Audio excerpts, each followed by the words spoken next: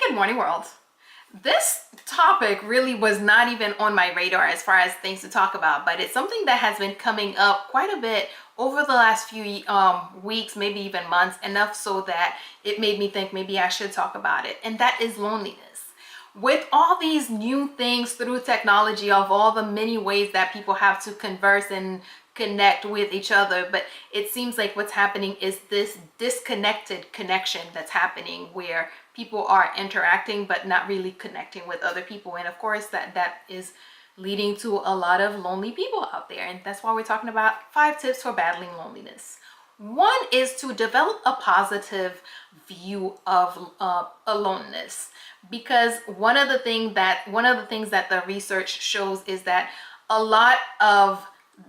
very often that feeling of loneliness can be dependent on the person's view of being alone. So if you have a negative view of being alone, if you think being alone is a bad thing, if you don't have a positive view of being alone, it increases the likelihood that when you are alone, your time alone is not going to be a positive thing, that you're going to have, or you're more likely to feel lonely when you're alone. You're more likely to not see it as a positive thing. So developing a positive view of being alone or of aloneness helps that time alone be a better thing as opposed to a negative thing. So learning to be by yourself, having things that you can do, learning to enjoy that time that you spend by yourself, having positive self interactions, I guess I could say. That way, when you're alone, it's not a punishment and it's not a negative thing. It's not a lack that brings you to being alone, but rather than when you are alone, it's something that you actually want and enjoy doing. 2, develop or expand your social network. With, again, all this technology, a lot of times we find people living away from their original group of friends, away from family, and sometimes you and your friends move away, you move away. So it's important to continue to grow, develop, and expand your social network so that when your friends from childhood are no longer there for you to hang out with, that you have other people that you can hang out with, that you continue to have people that you can have positive, meaningful, fulfilling interactions with. And it's not just at work, but just out in your world, in the world around you. Develop a network of people that you can interact with. That way, when you have some free time and you want to hang out with people, you have people to hang out with. 3, find things that are of interest to you and partake in those things.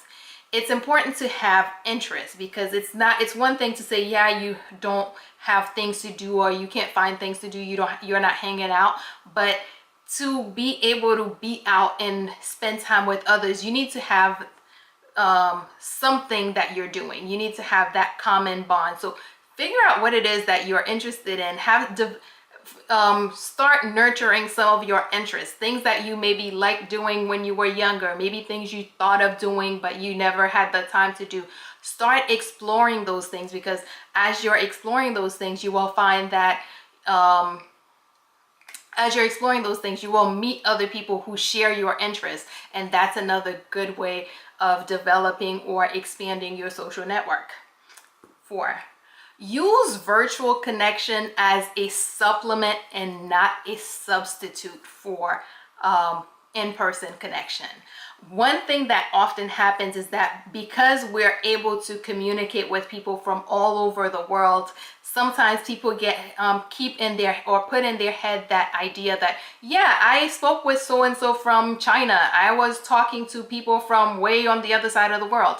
But those distant connections that you have through chat with someone from the other side of the world can't be all the interaction that you have. You need to have other interactions with people closer to you, with people that you can have meaningful, positive interactions with, not just the quick, chat you had on some social media. It needs to be more than just the social media, more than just a random text. And finally, have a maximum number of days that you are willing to not leave your house. Because again, with the internet, sometimes it feels like the whole world comes into your house, so it makes it easier for you to stay in your house and never leave if you don't want to, because they'll even deliver your groceries.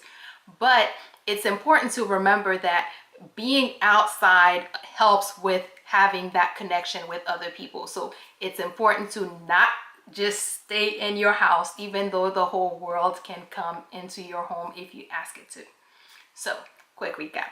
1, develop a positive view of aloneness, because the more positive your interaction is, the more positively you see being alone, the less likely it is to have a negative, bring on negative emotions when you are alone. 2, develop or expand your social network, because that gives you more opportunities to spend time with other people.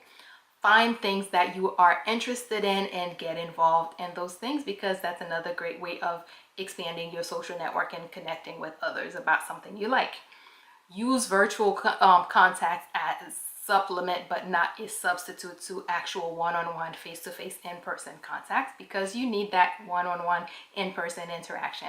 And to limit the number of days that you're willing to not leave your house to have a maximum number of days that you can say, okay, I didn't leave my house for this many days, so that means I have to go outside for at least this much time. And that is all we have for today. Good morning, world. Have an awesome day.